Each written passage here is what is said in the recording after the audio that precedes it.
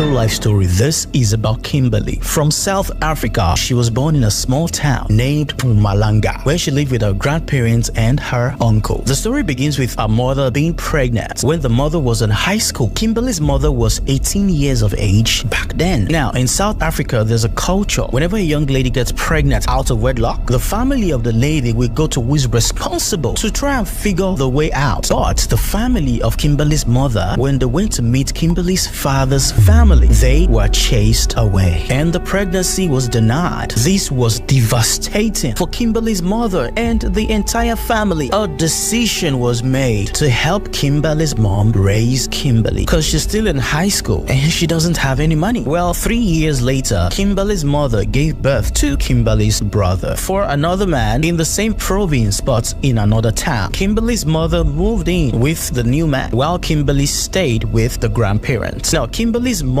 new husband was very abusive, such that Kimberly's mom had to leave him and move to another province, Gauteng in Pretoria, just so that she can find a job to provide for Kimberly and brother. Kimberly's brother stayed back with the father while Kimberly was with the grandparents. When Kimberly was in 2nd grade, she was raped by the uncle. She was so young, she didn't know it was rape, but she knew something was wrong. She didn't tell anybody. It stuck in her head. It was when she got a little bit older that she realized she was raped. When Kimberly got to 3rd grade, she was taken by the mom to come and live with her in Gauteng, Pretoria, because now Kimberly's mom is staying with a new partner that she met while she was there. And yes, she has another child, a little girl. So Kimberly is there to live with her mom, the partner, and a little sister. As the firstborn child, she had to do the chores in the house, like take care of everything, just take care of the cleanliness of the house and all. Kimberly is getting older now, so she knows her little sister's father is not her father. So sometimes she will ask the mother would lie to her and say, oh, the father died, he committed suicide, that he jumped in front of a train. Kimberly's mom is kind of strict, so whenever Kimberly asks about the father, she always answers aggressively and wants Kimberly never to talk about it again. The mother now had 2 more kids for Kimberly's stepfather, so now Kimberly's mom has 5 kids in total. Kimberly's brother is still staying with the father, but Kimberly's stay with the mom wasn't very awesome because Kimberly is very intelligent with the books, so the mom is always pushing her, read your books all the time. If Kimberly wants to go out to play, never go back and read your book. So Kimberly is sort of an introvert at this point. While growing up, Kimberly couldn't say anything. She can't go play with a friend 2 houses away from them. If they go shopping, she can't point to what she wants. She has to take whatever the mother says. Everything was chosen for her, which will help you understand where I'm going with this story. Kimberly is 22 years old today. Kimberly's mother was very aggressive to her. Kimberly is going to do the chores all day and take care of the little sisters. The mother is going to keep saying abusive words to her and beat her every now and then. Kimberly did not feel like her child. She was beginning to feel like a maid. Now, Kimberly's stepfather is always cheating on the mother, so they're always fighting, and sometimes Kimberly wants to stand up for the mother, so she's going to speak back at the husband. Kimberly's mother is going to beat the hell out of her for doing that and just say some hurtful words just to hurt Kimberly, such that Kimberly's mom didn't know when she said, I lied about your father committing suicide. He did not jump in front of a train, he's alive. At that point, the mother just said everything, and that was when it started to click for Kimberly that maybe the mother hates her because of Kimberly's father. At this point, Kimberly's brother moved in with them after the father got arrested. This caused total chaos in the house because now there are 2 different children that does not belong to the stepfather in that house, and sometimes Kimberly's brother's father would call from prison to check up on the son. Now the stepfather for some reason started getting jealous, such that Kimberly's mother had to cut ties with Kimberly's brother's father in prison. Kimberly felt it was wrong, so she got the man's number and told him to call her whenever he wants to speak to his son. Fast forward to 11th grade. This was in 2018. Kimberly was getting depressed and angry. She hated her life so much because of what's happening at home. The mother is constantly being abused by the stepfather, such that sometimes he will almost strangle her. Sometimes Kimberly will try to help. She will receive a slap. The stepfather will lock the mom in the bedroom, beating her up there. The siblings were always screaming in fear. Kimberly would try to calm them down, make sure they've eaten and go to sleep. Now, this was very scary for Kimberly. Why? Because the stepfather is a South African police officer. Now she's afraid of what might happen. Plus, this man might have some friends that can help him cover up some situations, and with the way he beats her mother every day, Kimberly kind of feels like this man is capable of anything. On the other hand, anytime Kimberly's trying to help, the mother is always still shutting her up, hitting her sometimes, always with abusive words. The mother calling Kimberly a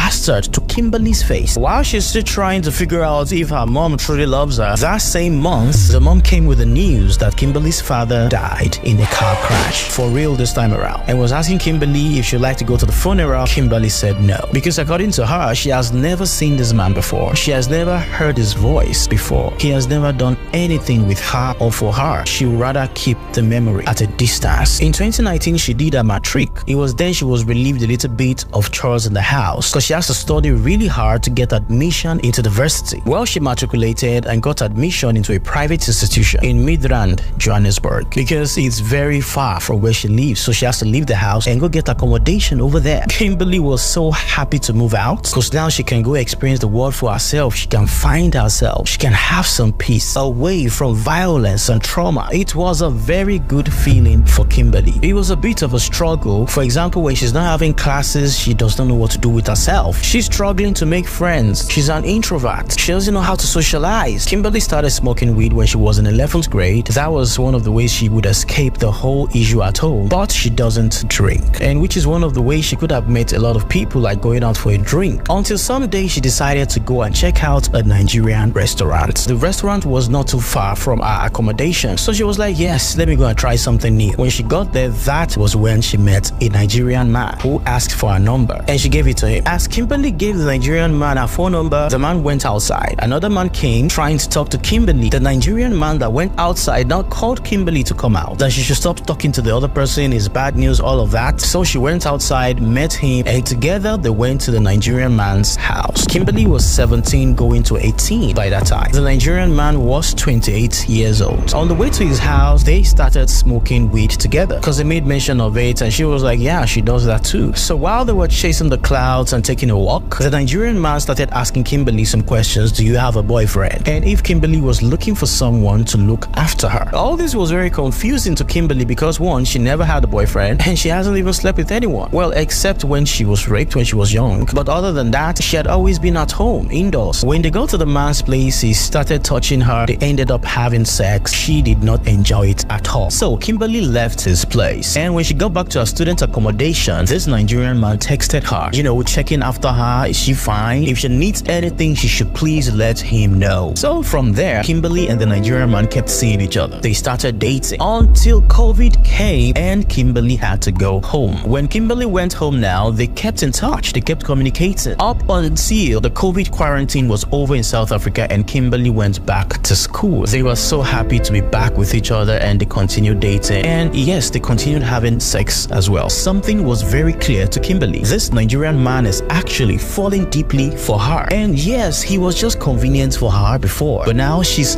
falling in love with him as well. Sometimes both of them will not use protection when having sex, but then the next morning, Kimberly will go get the morning after pill. Fast forward to like a month after that, Kimberly's mother called her and said she has to deregister from the school. She has to leave. Why? Because Kimberly's mom cannot afford to pay the fees anymore. Kimberly called the Nigerian man, told him about it. The Nigerian man said, no, don't worry, I will pay the fees. Kimberly told her mother. The mother said no. And then Kimberly's mom came over to the province where our school is to take her home. And yes, when Kimberly's mom was there, she spoke with the Nigerian man. They had some private conversation and Kimberly's mom took her home. Of course, when they got home, Kimberly kept in contact with the Nigerian man. A couple of weeks after Kimberly is now home with the mother, she discovered she's pregnant. Mind you, when Kimberly's mom was taking Kimberly home from school, she scolded Kimberly and warned her sternly to stay away from the Nigerian man. But that's kind of late already because she's been pregnant since then. She's just finding out now. So Kimberly was scared half to death. She doesn't know what to tell the mother. She knows her mother will not like it. Kimberly called the Nigerian man, told him about it. He was very chill. He was excited actually. He said, yes, fine. He's going to take care of all of this. He's accepting the pregnancy. And they both devised a plan to hide the pregnancy until Kimberly was 6 months pregnant, so that at that point, the mother can suggest an abortion. It was going to be rather late, and yes, there's no choice but to keep the child, which Kimberly and the Nigerian man actually wants the child. And their plan worked. Kimberly would hide the belly by wearing some big clothes, things like that. However, close to the 6 months, Kimberly's mother found out. Kimberly confessed. Kimberly's mother called the Nigerian man. He came over to their place. They had a discussion and everything went well. Come June 2021, Kimberly gave birth. 2 months after she gave birth, she moved in with the Nigerian man. Prior to this, Kimberly had found out that the Nigerian man was was sleeping with other girls when she was 7 months pregnant. She confronted him, he denied it, she let it go. Sometimes the Nigerian man would even sleep with prostitutes, which in turn affects the pH balance of Kimberly and the overall health of her vagina. Kimberly told her mom about this. Kimberly's mom said she should let it go. She said every man is like that. Moreover, that they have a child together, so Kimberly should please just keep holding on. Because of this, Kimberly started having evil thoughts towards her child. Now she's entering depression. She's starting to think, if I'm to hold on just because I have a child with this person, what if the child is no more? Wouldn't that mean I can be free? These are just evil thoughts. She never had the stomach to go through with it. But having such thoughts alone to your own child is very scary. Kimberly's entering this depression because she had always dreamed of having her own family. Because to her, it's a place where she would be safe, away from the constant daily abuse she witnessed back home then. This is supposed to be our own safe haven, only to see history about to repeat itself, only to see the Nigerian man being a serial cheater as well. So yes, this is causing Kimberly emotional distress. The Nigerian man will go out for days, 2-3 days before coming back. If Kimberly says anything, it's going to be a big fight. If Kimberly goes to the mall and she stays too long, she's in soup. She's in serious trouble. He's treating her like a child, probably of the age difference between them. He's trying to tell her what to wear, what not to wear. You can't go to the gym dressed like this. Just being a control freak. Kimberly started talking to other men in hopes of finding some relief. So whenever she goes to work, like her real estate job, she would meet some men from there and actually date some of them. So Kimberly's child is around 3 years old now. She goes to school. Kimberly normally picks her and drops her off. This particular day, Kimberly went to see one of the persons she's dating. She drank way too much. She slept off for so long over there. By the time she woke up, multiple calls from the school, multiple calls from the husband. She's afraid. She dashed out of the place. But then her husband had already gone to pick the child. When she got home that day, she received a serious beating. This guy beat Kimberly so much, all her face was swollen. He called Kimberly's mom. Kimberly's mom came down to their place. Kimberly's mom saw Kimberly's face. She said nothing, only scolded Kimberly that why is she going to cheat on her husband. She tried to make peace and she left. Later on, Kimberly's mother told Kimberly that they should probably go to Kimberly's father's family so Kimberly can meet them and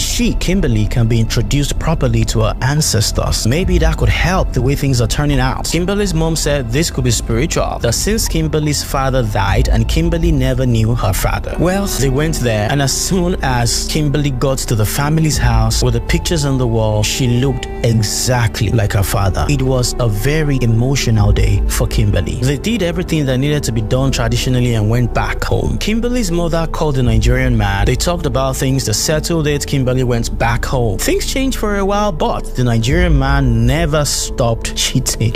And Kimberly, she didn't stop seeing other men too. So one day Kimberly told the husband that she has to go home to see her mother. The mother is sick and she misses her granddaughter. Well, Kimberly lied. She dropped off her daughter at the mother's place and went to an hotel with another man. She needed to cool off the weekend. So yeah, she was with the man. Now Kimberly went to meet the man at the hotel with her own friend. Now please note, this Kimberly's friend is the Nigerian man's friend fiance. So Kimberly switched off her phone. The husband called the friend. The Nigerian man now told Kimberly's friend that they should come downstairs because he knows where they are. In fact, he's standing next to the car. Kimberly told the friend to go. The friend went downstairs to pick the Nigerian man and came back up to the hotel room. The man Kimberly went to see at the hotel was actually in another room because Kimberly had told him to book a room for she and her friend, while the man was with his friend in the other room. Of course, they had fun. That's why they were there. But then after the fun, it was just like, okay, return to your place for the night. Let me spend some time with my friend, that kind of a thing. So the Nigerian man came up to the room, saw Kimberly confronting her. Kimberly felt nothing. Kimberly told him, at this point, I don't care. He called her a whore. Kimberly said, yes, I accept it. He got aggressive, started throwing things at Kimberly. Kimberly's friend was blocking it. Kimberly covered her face, went to the ground. The Nigerian man started hitting Kimberly on the back. Kimberly screamed, and the Nigerian man ran out because now he knows this might lead to an arrest. Before he could go far, the security actually came. They called the police. Kimberly opened a case against him. Kimberly's friend left that night, but Kimberly stayed till the next day at the hotel and left from there to one of the men she's been speaking with a long time ago. She explained what happened to the man, and the man allowed Kimberly to stay at his house for a few days. She was in so much pain. She could hardly walk. Her spine had been brutalized. Kimberly's mom called her, told her to come back home. Kimberly said no, she has work to do. She can't just leave. Kimberly was running out of clothes, so she left this other man's place to go home, to go pack some clothes and get her work phone and come back. She was even afraid that she's going to meet this Nigerian man there and he might start beating her. But well, she knows he's still running from the police, so she went alone. Kimberly's mom had called the husband, the Nigerian man. They've packed Kimberly's things in the man's car. Kimberly's mom was against her, like she must go back with the Nigerian man. She was helping him to pack the things. The Nigerian man was there, calling her the B word and everything. Kimberly got confused and furious. She fought back at both of them with her broken wrist. Kimberly's mom was beating her back for being disrespectful. In the height of the anger, Kimberly cursed her mom, telling the mom how much she hates her. Kimberly said she couldn't believe that her mother would tag team with a man that almost killed her. The neighbors there called the security, telling the security how crazy Kimberly is being, that she's mentally unstable, she needs to be taken to a psychiatric hospital. Kimberly is trying to tell the security she's been detained against her will. The security called the police on Kimberly, and Kimberly's mother told the Nigerian man to go because he's also wanted, so that the police don't arrest him when they come. When Kimberly saw this again, she was mad, she was angry, she screamed and yelled at the mother for doing such a thing. The security men were like, oh, Kimberly must be crazy truly, with the way she's speaking to her mother. They did not want to listen to anything Kimberly had to say. She felt alone in the world. She wasn't making sense to anybody. The police came. Kimberly was not even given a chance to speak. Kimberly's mother said nothing on her behalf. Kimberly was in so much pain. She kept telling the police officers until somebody took her to a crisis center where she was given medication. The nurse was the only person that listened to Kimberly and gave her a shoulder to cry on. And the nurse gave Kimberly the number of a therapist that Kimberly can speak to and gave Kimberly a hug. So they took Kimberly back to the Nigerian man's house, and after everybody left, the Nigerian man came back to the house. Cause yes, he was still avoiding the police. The Nigerian man and Kimberly's mother continued with abusive words on her. The Nigerian man was even pushing her around. That same night, Kimberly had to cut her hair because pieces of it had been pulled out of her scalp because she had braids on. And Kimberly went to the kitchen, took all of the medication at once, hoping to overdose and die. This is a true life story. Kimberly surprisingly woke up the next day. She did not die. The mother now sat them down the next day that she's going and that Kimberly and the Nigerian man should fix their problem. Kimberly did not say a word because she was scared that the Nigerian man would continue the abuse once her mother leaves. Kimberly felt weak. As soon as the mother left, Kimberly went and locked herself in the bathroom, and he was able to open it. He said he just wants to talk, and the Nigerian man was asking Kimberly why she called the police on him, and she said, well, it's because you committed a crime. And he said, I wouldn't have committed a crime if you did not cheat. And at a point, the Nigerian man started crying. Kimberly said this was crocodile tears, that in her own head she's just thinking of how to make so much money and move far away from the Nigerian man. Well, when the Nigerian man asked Kimberly if she forgives him, of course she said yes, because she fears for her life. And yes, he still forced himself on her even though she told him she needed time to heal. She's depressed, she feels helpless, she feels like she has no control over her life. She keeps having a dream repeatedly where she stabs him to death. Now she's afraid if she doesn't get help as soon as possible, she might end up killing him or killing herself.